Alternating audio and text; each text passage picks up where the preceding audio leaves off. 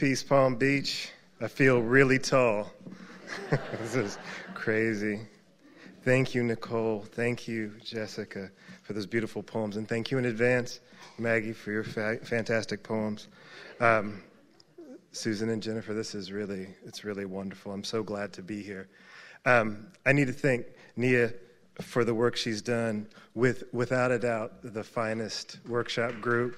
Yeah, you know what I'm talking about, Studio 5, representing. We're talking about persona poetry, which I hadn't planned on reading, but I am going to, just because of the wondrous work the writers I've been spending time with have been doing.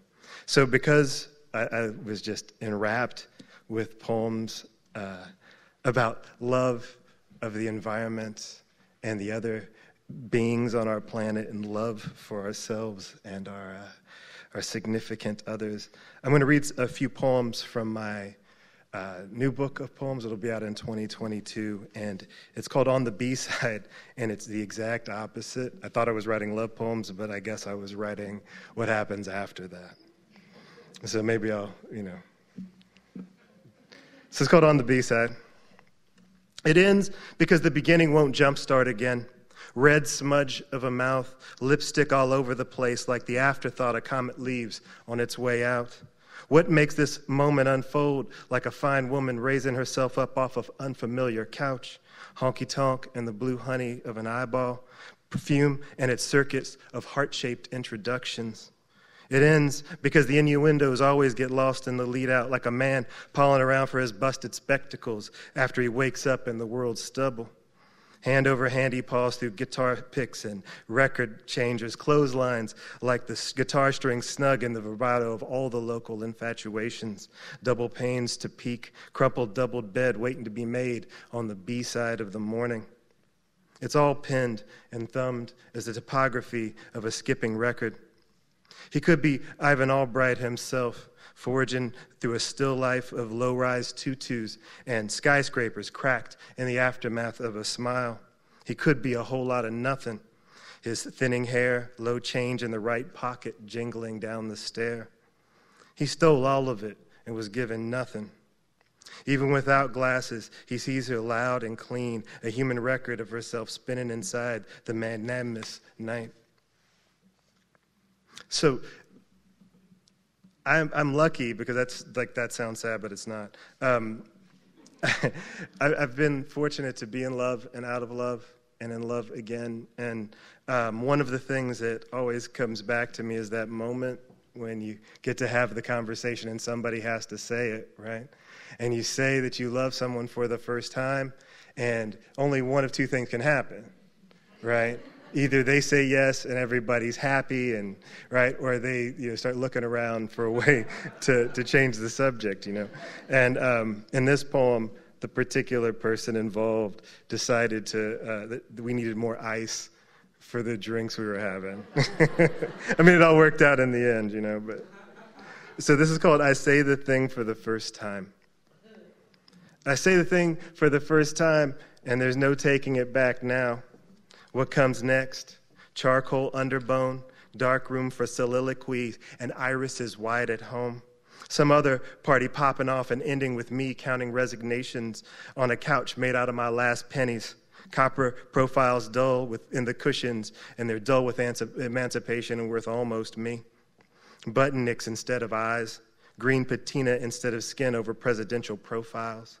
How to separate awkward exhales from the marinating uncertainties. The song in the park across the street bumps something endless about love and big sunflowers loudly, but I can't split all the heart requiems from this elementary leather.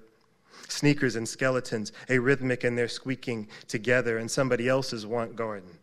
Midtown, in a cracked city split by a river, so clogged with rough history it's eye level to the flocking blackbirds. So I was thinking about all the kinds of love, and I have this beautiful daughter who's just now kind of figuring out boys. I think she's figured it out. She's just now admitting to me that she's been thinking about these boys.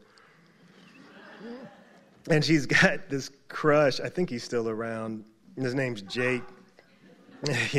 And Jake, Jake wears white socks and Birkenstocks, and he's in the theater He's very sweet and mostly harmless.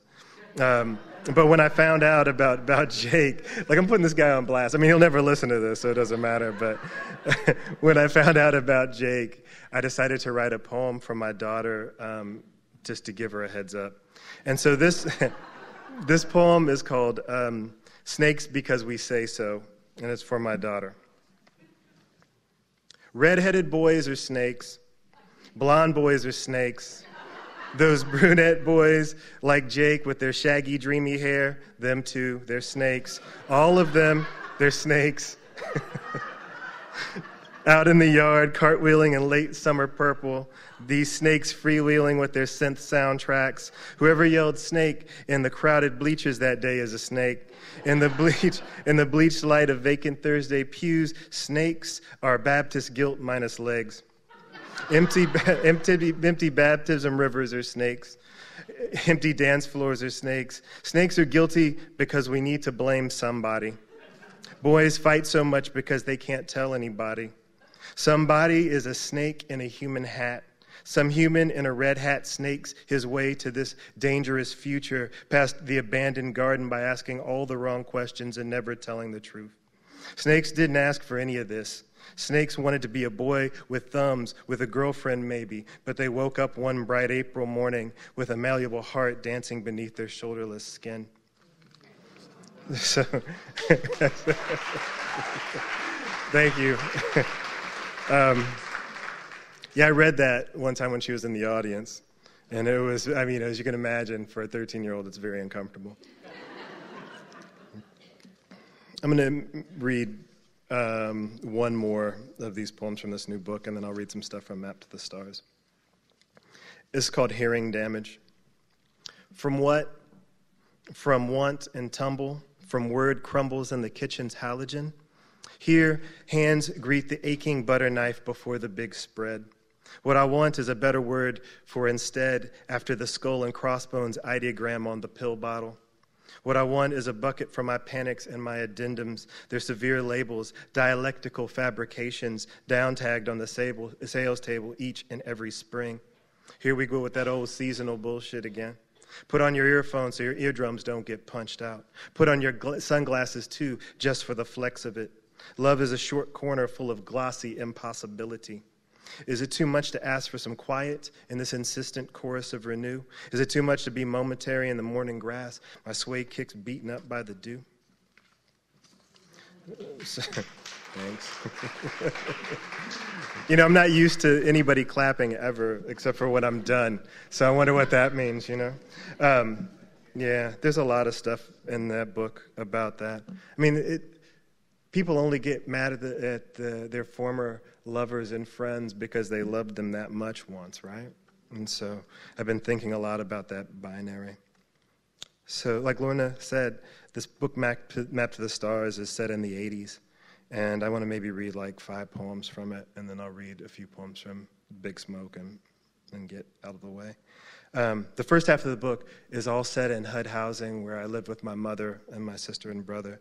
And then the second half of the book is set up in the suburbs of Indianapolis, where bright and glittery. And my father, who recently passed away, was one of the vice presidents of Blue Cross Blue Shield. So we went from having absolutely nothing to whatever we wanted in a week. It was very complicated. So this is a poem called Unfunky UFO, and in it I mention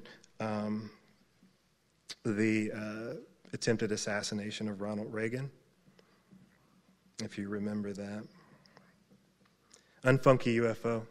The first space shuttle launch got delayed until Sunday, so we had to watch the shuttles return to Earth in class instead. PS-113's paunchy black and white rolled in, its antennas adjusted sideways and down for better reception. That same day, Garrett stole my new pencil box. That same day, Cynthia peed her jeans instead of going to the bathroom and letting Garrett steal her pencil box. Both of us too upset to answer questions about space flight, so we got sent to the back of the class. I smelled like the kind of shame that starts a fight on a Tuesday afternoon. Cynthia smelled like pee and everyday Jordache. The shuttle made its slick way back to Earth, peeling clouds from the monochromatic sky, and we all, even the back of the bus and astronomically marginal, were winners. because a few days before, a failed songwriter put a bullet in the president in the name of Jodie Foster. The shuttle looked like a bullet, only with wings and a cockpit, and when it finally landed, the class broke into applause, and the teacher snatched a thinning American flag from the corner and waved it back and forth in honor of our wounded president and those astronauts. Y'all remember that, right? Some of us do, yeah. In my mind, it was Ronald Reagan, who I understand is Ronald Reagan now, but back then he was Ronald Reagan. And I didn't think that he got shot. And then, like, the day before I sent this in, my friend reminded me that actually he'd been hit. He just survived. So there's a whole lot of other things going on there. This is a poem called Ascendant Blacks, and this is an Indiana book in some ways, and it mentions a few places, but Martinsville, Indiana used to be the national headquarters of the Ku Klux Klan. And so I mentioned that in the poem. And I also mentioned Guy S. Bluford, who was the first black astronaut to make it to outer space. Ascendant Blacks. The power was turned off again on Tuesday. The Tuesday morning I got my first curl, and Guy S. Bluford became the first black man in outer space. August 30th, 1983. I styled my wet front like 1999 Prince, left side tucked behind the ear, dangling mesket and activator in the same eye I would have used to telescope the Challenger as it flew over Kennedy Space Center in the Midnight Habit, a black man trying to get out of Indiana expeditiously. In Indiana, any yellow brother could be an on-the-fly prince if he opened his eyes like two afterburners and hung his lips just a little. Even on the east side, where we all felt better in groups, even way over in Pike Township, where 3 pyramids rise as majestically as cranial lumps after a beatdown, or in Martinsville, a town so precise with its epithets and buckshot, Bluford wouldn't even fly over the place in the daytime. If you ever come to Indiana, you can just like dance around Martinsville and not deal with it. I want to read one more poem from when we were poor, and then we'll jump into something that seems probably more familiar to people who've grown up in the suburbs. This is called So Far to Go, and it's a sonnet, and it's based on a painting called St. Joe Louis, Surrounded by Snakes, that Basquiat did in 1982. In the purplish clutch between evening and more evening, boys smoked cigarettes to their minty ends and talked about ass like mad hams and hips like pow, mouths curling with avid adornment and vivid hands shaping the air, palms down to palms up in half circles of perplexity. The C shape that tobacco still glowing in between their fingers makes is the closest thing any of these boys is going to get to at girls' hips today. Which is why these courtyard boys in their rundown tanks and their thrifty shirts cut conversations easily like, watch how I'm going to get at her, dude. To knuckle up, fool, throwing shoulders and fists at each other like minor superheroes with no villains to fight. There are no capes in bare knuckles, and there are no saving the block either because every swing breaks something. So then we moved to the suburbs, where all that same stuff happened. It just was clean. It was bright, and there was a pool. That was the only difference. Well, and everybody was white. This is called Outta Here Blacks, and it's exactly what it sounds like. My friend Garrett, who stole my pencil box, pops up again. As soon as Mom married Pops, out to the suburbs. Realm of glamorously blue swimming pools, carpools, and a spinning rack of comic books out in front of the village pantry. Right out there.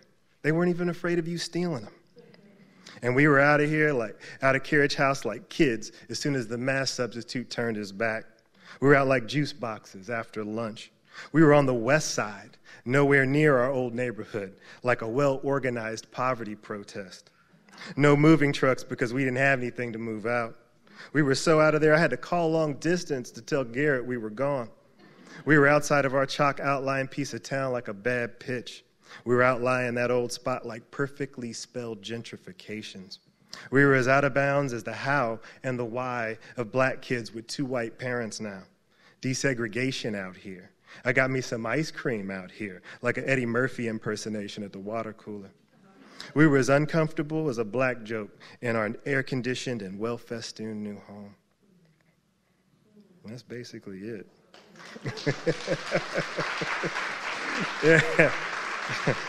Yeah. I can't decide if I should. I mean, I'm so happy. It makes me think about how the only people who get to tell that kind of story of the people who got out, So I'd never been to a barbecue before we moved to the suburbs, and this is, as we all know, barbecues are it. I don't even eat meat anymore, and it's still the jam, Beans, macaroni and cheese. I'm going to say it. So the current mayor of South Bend, who's running for president, Pete Buttigieg, got asked what he would bring to a barbecue, and he said chips and salsa. Exactly. I know. I was like, buddy, I'm pulling for you. You're from Indiana, but chips and salsa? But that was after he asked if it was a morning barbecue or an afternoon barbecue. So anyway, I want to read a couple of poems about barbecues in which there are no chips and salsa, but there are lots of chicken wings. This is called Record Changer, and I think that we are probably of the appropriate age group to remember it, most of us. But if you somehow don't know what a record changer is, it used to be this L-shaped device that you would put on top of the record player, and you could stack records on it. Right. And they would just keep playing, right? You didn't have to go back and change the record player. Record changer. To the left of the neighbor's barbecue, I should say, I also mentioned Fleetwood Mac, their amazing album Ruiners, but I was more interested in Prince, 1999, so that's what's going on. You see? Record changer. To the left of the neighbor's barbecue, variations of the same house ringed by the same foliage. Adolescent bushes, their green tufts of low-lying sky. Dads, red-faced and bearded in the back someplace, turning pure meat over hot coals. The record player is inside, wood box speakers propped in the windows. To the right, across a still-seated yard, our two-story, just as square and as impeccable as the rest. We want Prince, but rumors keeps restarting itself. Now here you go again, you say. Now one neighbor asked, now where'd you come from again? And we say California, like Fleetwood Mac, and nobody asks anything else. And because nobody hunts for dinner in the suburbs, we put down our implements of half-step and appetite. We sidestep the moon as it descends into a whole plate full of charred thighs and wings. We collectivize the back-in-the-days ways as tenaciously as chicken legs undress themselves at a cul-de-sac party. And then we raise those stripped bones up the history. Because out here, there isn't any history, so history's whatever you want it to be. And so I got to tell you this, though. I got to tell you, I was stunned by this, right? Like how could rumors be playing for a whole, for 4 hours? And it turned out that the guy whose party it was, his name was Kenny. And I saw Kenny just really recently, 30 years later. Kenny told me that he had 4 copies of Rumors. And so he just had it A-side to B-side stacked up. So it really was playing nonstop for 4 hours. All right. So this is the next morning, and it's called Strange Celestial Roads after a Sun Ra song. There's a father sleeping it off in every master bedroom of the cul-de-sac the morning after, so Saturday morning is a snooze. The moon is still out, eyeballing the quiet streets like Sun Ra did his orchestra. Somebody has to be a father figure for all those musical notes. No school buses to huff after, no mothers yelling their children onward. The only weekend noise is us, kicking rocks, so bored we can't hear each other on a celestial swirl of asphalt that will be a playground one day. We stand, right feet extended in unison like foosmen, rock after rock arcing at sorry angles toward the open bar that hopes to dangle 4 swings. Some rocks go through, some miss, as we balance on concrete meant to hopscotch and echo knock-knock jokes, not somebody's father yelling, "You got to be kidding me," after he opens the property tax bill. These bars were placed here for some other future kids to be dragged from by big ears or hair-matted necks, back to the unavoidable arguments, the fist-to-face noises, and the sweet bleating saxophones that come next. Thank you. Thanks. All right. So I'm just going to read one more poem from this and a few from the Big Smoke and be gone. This is called Welcome Back to Earth, and the reason I want to read it is because, as I said, my father passed away recently, and the only time, this is going to sound like a bad setup for this man who was so good to me as my stepfather, but the only time he ever spanked me was when he told me I couldn't ride my bike to my girlfriend's house, and I did anyway. And then on the way, he saw me and chased me in his minivan. And so he was at the book release party for this, and I read this poem, and he was like streaming, laughing so hard. He was like, you know what, you're right, I did do that, didn't I? And I was like, yeah, you did. So poems don't have to be true, but this is a true story. It's called Welcome Back to Earth, and the title comes from Yusef Komunyakaa. And these stars, they spill like Pop's generous nightcap. These stars glint like a doorknob in the nightlight. Stars squinting like somebody's uncle shooting set shots in College Park. Midday heat. There's history in that warm backspin. 2 stars, a sideways wink. There's history in that again. The Indiana Pacers never contend. The shimmering substances of Reggie Miller in them. Layups, fast breaks. Stars always got explaining to do, like that fall day I schwinned all the way to College Park to see my girlfriend without permission. At the same time, Pops left a grocery. We passed each other at the 86th Street intersection, and he chased me down at least 2 other streets and across the basketball court in his white minivan before I gave in. I mean, he drove onto the basketball court in his minivan, and I had to give in. He said, what is this star shit? Every humiliating moment of minivan tire on the free throw line is starish. Belt dangling later on like follow through after a 3, and it's clean. A gold buckle shining on the downswing. That singing sound, that's the sonics of a failed suburb lotioning its post-game frown. That's it. I mean, who does that? Who actually, he drove onto the court. Okay, so I'm just going to read 3 poems from The Big Smoke, and they're all in the voice of Jack Johnson. If you don't know who he is, he was the first black heavyweight champion of the world. He won the heavyweight title in 1908 by beating a guy named Tommy Burns.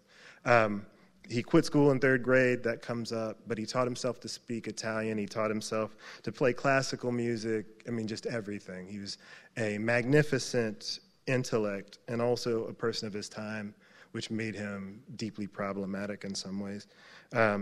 His parents were slaves, so he's the first generation after emancipation. As you'll find out, he had gold teeth, he used to wear these beautiful clothes, had these fast cars, and so none of that went over well in his time. So I'm going to read a poem. The first poem in the book is called Battle Royale. And again, this is all in the voice of Jack Johnson. Battle Royale. Back then, they'd chain a bear in the middle of the bear garden and let the dogs loose. Iron chains around a bear's neck don't slow him too much. A bear will always make short work of a dog. Shakespeare said Sackerson did it more than 20 times to dogs and wildcats alike. And since most creatures are naturally afraid of bears, there would always be a fight in the bear garden. So the handlers sometimes put the bear's eyes out or took their teeth to make the fight more sporting. I believe you need eyes more than you need teeth in a fight, but losing either makes a bear a little less mean. Once baiting was against the law, some smart somebody figured colors would fight just as hard if hungry enough. So they rounded up the skinniest of us, had us stripped to trousers, then blindfolded us before the fight. They turned us a few times on the ring steps like a motor car engine before pushing us between the ropes.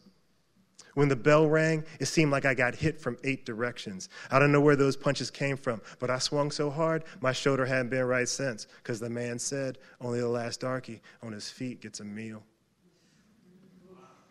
Well, that's true. Thank you. This is called Prize Fighter, and just the fastest story. In 1910, there were 100,000 cars in the entire United States, the whole country. And Jack Johnson owned 5 cars. Prize Fighter. I love horses because they will outrun the fastest man. They are majestic, as stately as a Saturday woman before a party.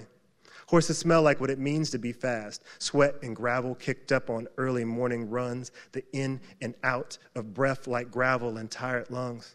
I groomed and raced horses from Texas to Philadelphia till one broke my leg bone with a back kick. Thanks to that break, I can't ride anymore. But even if I could, we got these automobiles now, and they can carry us a mile a minute. I'm buying the fastest one of those things once I can get my money together, because I'm like an automobile in the ring. My fists work like cranked-up engines. I've got the kind of elasticity other fighters dream about when I put them to sleep on the canvas. When I clinch a man, it's like being swaddled in forgiveness. When I hook a man, it's like being hit by frustration. I can't tell if these horses are happy or confounded by this new means of locomotion, but I can say with certainty my prize-fighting cohorts are decidedly dissatisfied by my presence.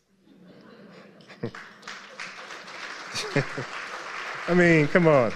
Decidedly dissatisfied by my presence is a direct quote. And this dude's got people acting like he's not even human. So the last poem I want to read from him, and I actually have to read it because I haven't done it in a while, is called Gold Smile, because it seems to me that if you're going to have gold teeth, those gold teeth deserve a poem.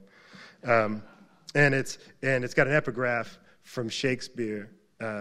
Teeth hadst thou in thy head when thou was born, to signify thou camest to bite the world. And that's from Henry VI.